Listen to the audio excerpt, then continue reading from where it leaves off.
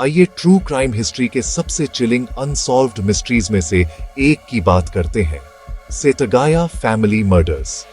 ये 30 दिसंबर 2000 का दिन है, टोक्यो के सेटागाया के एक शांत मोहल्ले में।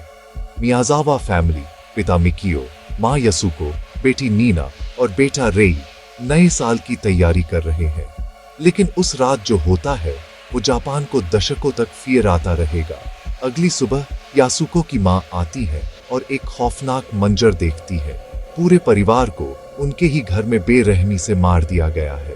कातिल सिर्फ चुपचाप अंदर आकर निकला नहीं, वो हत्याओं के बाद घंटों तक वहीं रुका रहा। उसने आइसक्रीम खाई, उनके कंप्यूटर का इस्तेमाल किया, यहाँ तक कि उनके सामान को भी खंगाला। ऐसा लगता है जैसे वो अपने ही घर में था।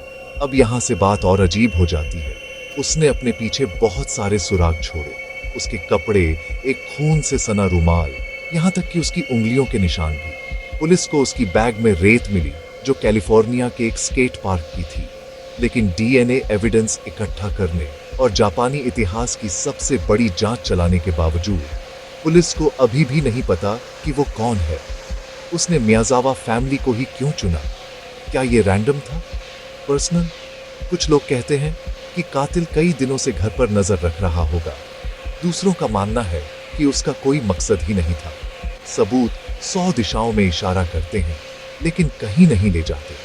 मोहल्ले के लोग डर गए थे, ताले बदल दिए गए, सिक्योरिटी कैमरा लगा दिए गए, लेकिन केस बस ठंडा पड़ गया। 20 साल से भी ज्यादा हो गए। सेटागाया परिवार की कहानी टोक्यो के दिल में एक बुरे सपने की तरह बनी हुई है। ये याद दिलाती है कि हमारी सारी तकनीक होने के बावजूद कुछ रहस्य अनसुलझे ही रह जाते हैं। मैं सोचे बिना नहीं रह पाता, क्या कातिल परिवार को जानता था या वो बस एक गुजरती हुई परछाई था? सेटागाया फैमिली मर्डर्स सिर्फ एक कहानी नहीं है, ये एक सवाल है जो इसे सुनने के बाद आपको अंदर तक खा जाता है। अगर आपको ट्रू क्राइम मिस्ट्रीज पसंद है तो ये आपकी लिस्ट के लिए है। सेटागाया का केस सिर्फ अनसुलझा नहीं है, ये अनफॉरगेटेबल है।